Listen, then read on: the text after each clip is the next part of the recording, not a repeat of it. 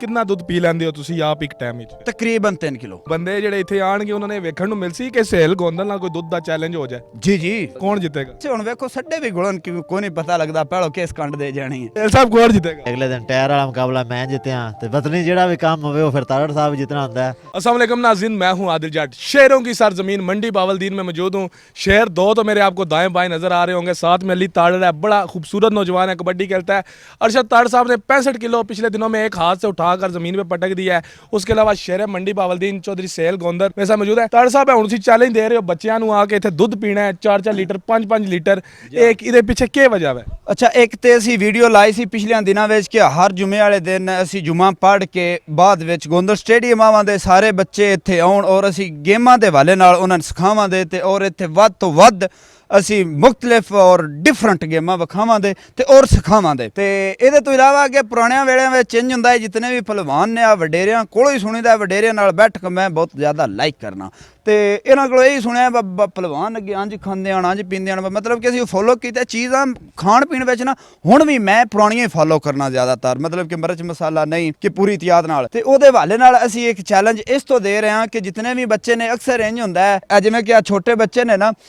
ਇਹਨਾਂ ਬੱਚਿਆਂ ਨੂੰ ਜੇ ਅਗਰ ਘਰ ਦੇ ਆਂਦੇ ਨੇ ਬੇਟਾ दूध पी लो या वगैरह वगैरह ਤੇ ਔਰ ਇਹ ਅਕਸਰ ਨਾ ਕਰ ਦਿੰਦੇ ਨੇ ਦੁੱਧ ਪੀਣੇ ਤੋਂ, ਕਿ ਅੱਜ ਕੱਲ੍ਹ ਦੇ ਬੱਚੇ ਦੁੱਧ ਪੀਂਦੇ ਵੀ ਬਹੁਤ ਘੱਟ ਨੇ। ਕੋਈ ਦੇਸੀ ਘੀ ਵਾਲੀ ਚੀਜ਼ ਬਣੀ ਹੋਵੇ ਤੇ ਉਹ ਇਤਨਾ ਸ਼ੌਕ ਨਹੀਂ ਰੱਖਦੇ ਖਾਣ ਦਾ, ਤਾਂ ਕਿ ਇਹਨਾਂ ਬੱਚਿਆਂ ਨੇ ਪਤਾ ਨਹੀਂ ਕਿ ਇਹ ਚੀਜ਼ਾਂ ਸਿਹਤ ਵਾਸਤੇ ਬਹੁਤ ਵਧੀਆ ਨੇ ਔਰ ਇਹ ਚੀਜ਼ਾਂ ਸਿਹਤ ਵਧਾਉਂਦੀਆਂ ਨੇ ਔਰ ਜ਼ਿੰਦਗੀ ਵਧਾਉਂਦੀਆਂ ਨੇ। ਤੇ ਜ਼ਿੰਦਗੀ ਵੈਸੇ ਅੱਲਾਹ ਪਾਕ ਦੇ ਹੱਥ ਵਿੱਚ, ਅੱਲਾਹ ਪਾਕ ਹਰ ਮੁਸਲਮਾਨ ਦੀ ਲੰਮੀ ਜ਼ਿੰਦਗੀ ਕਰੇ। ਤੇ ਇਹ ਬੱਚੇ ਜਿਤਨੇ ਵੀ ਛੋਟੇ ਨੇ ਨਾ, ਇਹ ਨਾ ਆਉਂਦੇ ਆ ਨਾ ਸਕੂਲੋਂ ਜਿਸ ਵੇਲੇ ਇਹਨਾਂ ਦਾ ਟਾਂਗ ਲੱਗਦਾ ਜੱਟ ਵੇਲੜੇ ਹੁੰਦੇ ਨੇ, ਇੱਕ ਚਾਚਾ ਹੋਵੇ ਜਾਂ ਕੋਈ ਚਾਚੇ ਦਾ ਪੁੱਤਰ ਜਾਂ ਜਿਹੜਾ ਵੀ ਹੋਵੇ ਉਹਦਾ ਫੋਨ ਲੈ ਕੇ ਨਾ ਜੁੜ ਜਾਂਦੇ ਨੇ, ਫੋਨੇ ਦੇ ਧਿਆਨੇ ਲੱਗ ਜਾਂਦੇ ਨੇ। ਮਤਲਬ ਰੁਝਾਨ ਹੀ ਨਹੀਂ ਕਿ ਅਸੀਂ ਕੋਈ ਵਧੀਆ ਖਾਵੀਏ ਪੀਵੀਏ, ਮਤਲਬ ਘਰ ਦੇ ਆਂਦੇ ਰਹਿੰਦੇ ਨੇ ਔਰ ਇਹਨਾਂ ਦਾ ਧਿਆਨ ਜਿਹੜਾ ਉਹ ਮੋਬਾਈਲ ਦੇ ਵਿੱਚ ਹੀ ਹੁੰਦਾ ਹੈ ਜਾਂ ਫਿਰ ਕੋਈ ਹੋਰ ਚੀਜ਼ ਬਾਹਰ ਬੱਚਿਆਂ ਨਾਲ ਖੇਡਣ ਲੱਗ ਪਿਆ।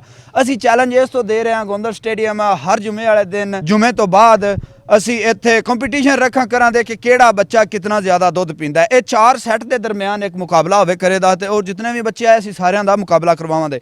ਮਤਲਬ ਕਿ ਕੇਲੇ ਦਾ ਕਰ ਲਿਆ, ਮਤਲਬ ਕੇਲੇ ਰੱਖਾਂ ਤੇ ਜਿਹੜਾ ਬੱਚਾ ਜ਼ਿਆਦਾ ਕੇਲੇ ਖਾਏਦਾ, ਇਹ ਜਿਤਨੇ ਵੀ ਕੰਪੀਟੀਸ਼ਨ ਹੋਏ ਹਰ ਜਿੱਤਣੇ ਵਾਲੇ ਬੱਚੇ ਨੇ ਮੇਰੀ ਤਰਫੋਂ ਅਗਰ ਇੱਕ ਦਿਨ ਦੇ ਵਿੱਚ 5 ਬੱਚੇ ਜਿੱਤਣ 10 ਜਿੱਤਣ, ਜਿਤਨਾ ਕੰਪੀਟੀਸ਼ਨ ਹੋਵੇ ਫਸਟ ਪੋਜੀਸ਼ਨ ਵਿੱਚ ਆਉਣੇ ਵਾਲੇ ਹਰ ਬੱਚੇ ਨੇ ਮੈਂ ਕੋਲੋਂ 5000 ਫੀ ਬੱਚੇ ਨੂੰ ਇਨਾਮ ਵੀ ਦਿਆਂਦਾ।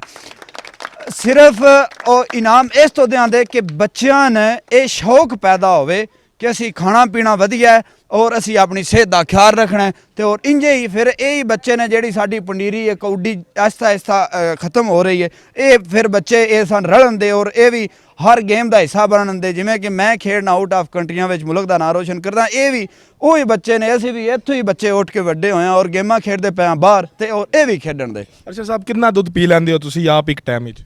ਇੱਕ ਟਾਈਮ ਵਿੱਚ ਮਤਲਬ ਕਿ ਉਂਝ ਮੈਂ ਰੂਟੀਨ ਨਾਲ ਦੁੱਧ ਪੀਣਾ, ਅੱਧਾ ਕਿਲੋ ਪੀ ਲਿਆ ਫਿਰ ਕਿਲੋ ਜਾਂ ਅੱਧਾ ਕਿਲੋ, ਇਸ ਇੱਕੋ ਵਾਰੀ ਜ਼ਿਆਦਾ ਨਹੀਂ ਪੀਤਾ। ਤੇ ਅਗਰ ਫਰਕ ਰੱਖ ਲਓ ਤੁਸੀਂ ਅੱਜ ਦੇ ਦਿਨ ਦਾ, ਤੇ ਇੱਕ ਟਾਈਮ ਤੇ ਤੁਸੀਂ ਕਿੰਨਾ ਦੁੱਧ ਪੀ ਲੋਗੇ? ਤਕਰੀਬਨ 3 ਕਿਲੋ। 3 ਕਿਲੋ ਇੱਕ ਟਾਈਮ ਤੁਸੀਂ ਕਹਿੰਦੇ ਹੁੰਦੇ ਹੋ ਤੁਹਾਡਾ ਕੋਈ ਚੈਲੰਜ ਅਗਰ ਪੂਰਾ ਕਰਦੇ ਯਾਨੀ ਕਿ ਤੁਸੀਂ ਤੋਂ ਵੱਧ ਕੋਈ ਮਾਰੇ ਤਾਂ ਤੁਸੀਂ ਉਹਨੂੰ ਉਹ ਚੈਲੰਜ ਵੀ ਬੀਟ ਕਰਨਾ, ਨਾਲ ਇਨਾਮ ਵੀ ਦੇਣਾ? ਜੀ ਬਿਲਕੁਲ ਦੇਣਾ। ਮੈਂ ਕੋਈ ਬੱਚਾ ਵੀ ਮੇਥੋਂ ਫਸਟ ਕਰਦਾ ਹੈ ਨਾ, ਮਤਲਬ ਕਿ ਪਾਵਰ ਵਿੱਚ, ਮੈਂ ਉਹਦੀ ਹੌਸਲਾ ਅਫਜ਼ਾਈ ਕਰਨਾ ਕਿ ਇਹ ਛੋਰ ਮੇਥੋਂ ਜ਼ਿਆਦਾ ਟ੍ਰੇਨਿੰਗ ਕਰਦਾ ਹੈ ਤੇ ਉਹ ਜਿਹੜਾ ਮਿਹਨਤ ਕਰਦਾ ਔਰ ਉਹਦੀ ਮਿਹਨਤ ਵਾਸਤੇ ਉਹਦੀ ਮੈਂ ਹੌਸਲਾ ਅਫਜ਼ਾਈ ਜ਼ਰੂਰ ਕਰਦਾ। ਤੇ ਬੰਦੇ ਜਿਹੜੇ ਇੱਥੇ ਆਣਗੇ ਉਹਨਾਂ ਨੇ ਵੇਖਣ ਨੂੰ ਮਿਲ ਸੀ ਕਿ ਸਹੇਲ ਗੋਂਦਲ ਨਾਲ ਕੋਈ ਦੁੱਧ ਦਾ ਚੈਲੰਜ ਹੋ ਜਾਏ?